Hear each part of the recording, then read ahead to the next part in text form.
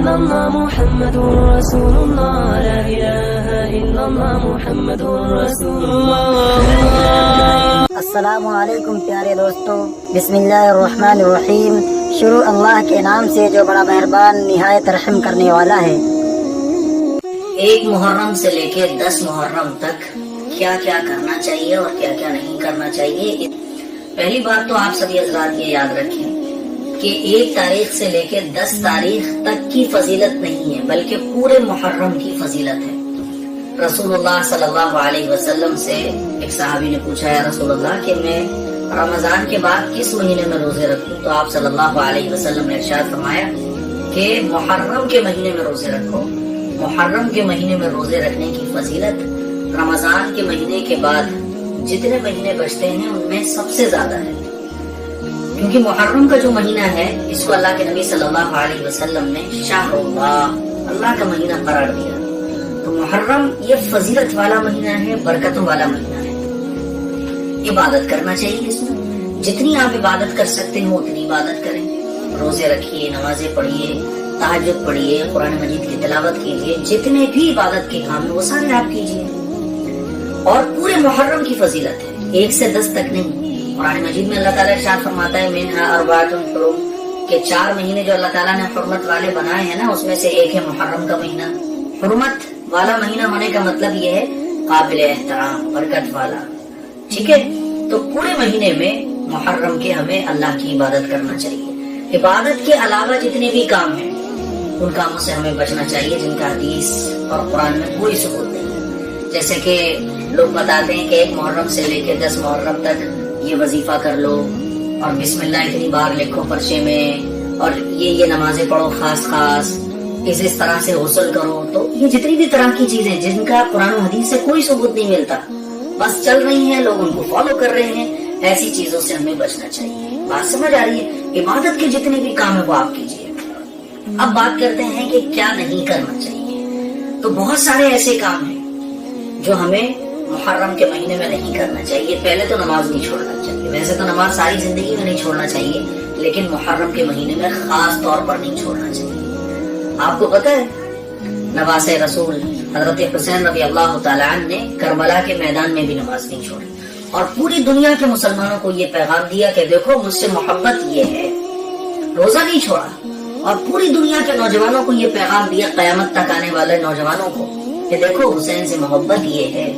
میں نماز نہیں چھوڑ رہا ہوں، سر کٹا لیا نماز نہیں چھوڑی. دیکھو میں روزہ نہیں چھوڑ رہا ہوں، دیکھو میں نبی کی ایک سنت پر اپنے خون کے قطرے بہا رہا ہوں. دیکھو تمہیں بھی یہ ساری چیزوں کو فالو کرنا ہے. تو نماز نہیں چھوڑنی، جو فرض عبادتیں ہیں ان کو نہیں چھوڑنا، گناہ نہیں کرنا میرے بھائیو، گناہ نہیں کرنا. اور اس مہینے کو منحوس سمجھا جاتا ہے، تو اس مہینے کو منحوس نہیں سمجھنا. یاد رکھیے گا شہادت سے کوئی مہینہ منحوس نہیں ہوتا، بلکہ شہادت سے تو اس مہینے کی فضیلت اور بڑھ جاتی ہے.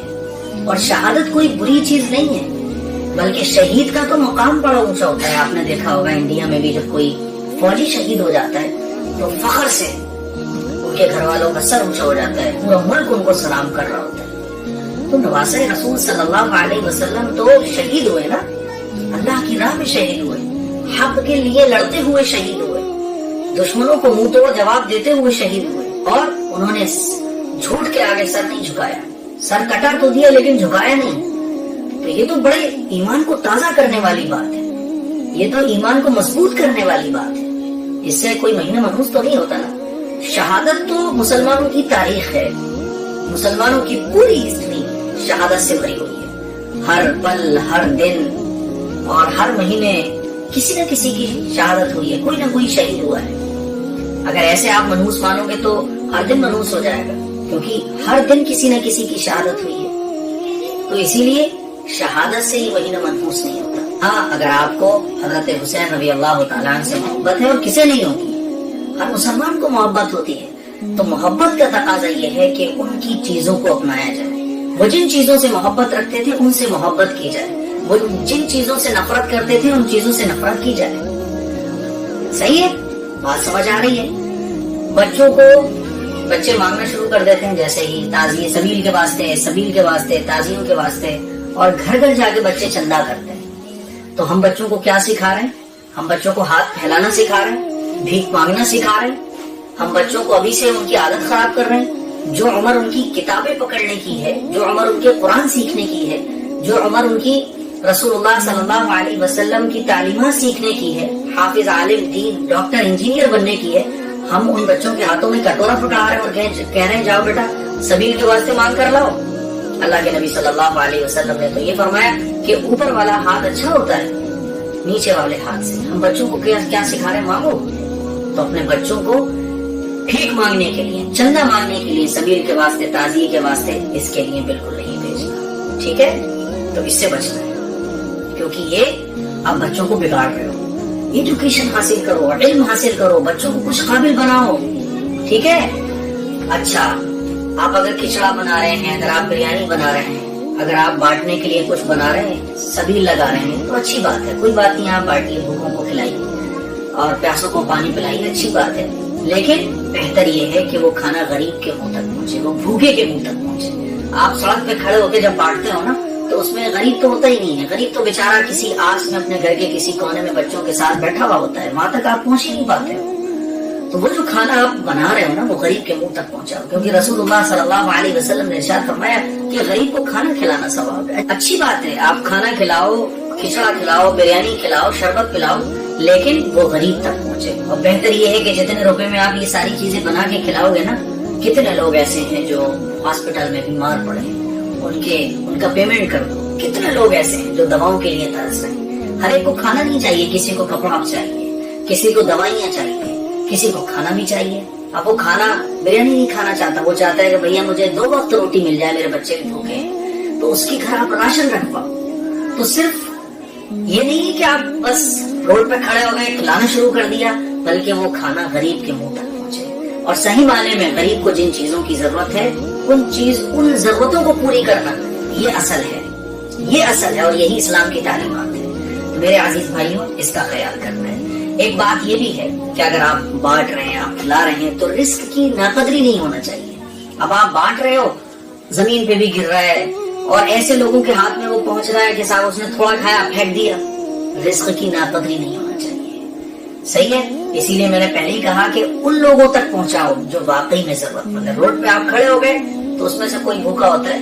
कोई नहीं होता, बल्कि ज्यादातर वो लोग होते हैं जो बस ऐसे ही गुजर के जा रहे होते हैं, चलो भाई ले लो, खा लेते हैं। इसका ख्याल रखना है। और एक जरूरी बात, आप ताजिए बना रहे हो, ताजिए निकालोगे आप, सड़कें जाम नहीं होना चाहिए। इतनी सड़कें जाम हो जाती हैं। रसूलुल्लाह सल्लल्लाहु अलैहि वसल्लम की तालीम है कि अगर रास्ते में कोई पत्थर हो ना, तो उसको भी हटा दो, ताकि गुजरने वालों को तकलीफ ना पहुंचे। और ये भी सदका है। और हम खुद ताजिए लेकर निकल रहे हैं, ताजिए लेकर, और इतना जाम लग जाता है कि अगर एम्बुलेंस आ रही हो या किसी को निकलना है, वो निकल ही नहीं पाता।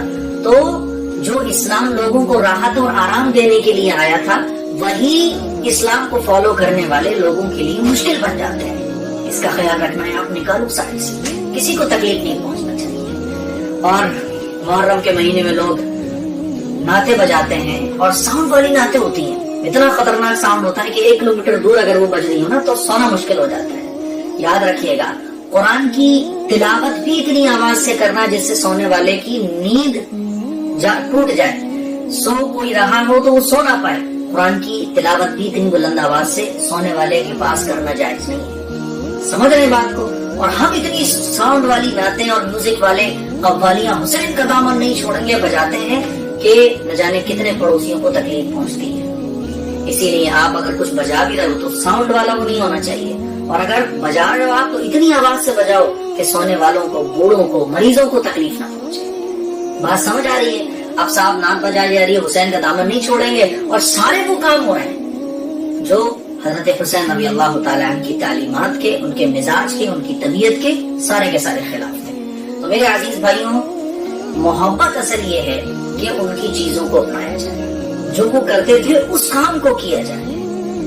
अब ताजिए लेके आप निकल रहे हो, आप सभी लगा रहे हो, आप शरबत बांट रहे हो, आप खिचड़ा बांट रहे हो, नमाजें आपकी छूट रही हैं, तो ये कोई फायदे की चीज नहीं है। सिवाय वबाल के कोई फायदा इसका नहीं मिलेगा। क्योंकि दीन वो है जो अल्लाह चाहता है, जो अल्लाह के रसूल चाहते हैं। दीन वो नहीं है जो मैं चाहता हूँ। तो ये कुछ बातें थी जो मुहर्रम के महीने में हमें करना चाहिए, जो नहीं करना चाहिए। جو میرے ذہن میں آیا وہ میں نے آپ لوگوں سے شیئر کر دیا. اس کے لیے شیئر کریں, دوسروں تک پہنچائیں. السلام علیکم ورحمۃ اللہ.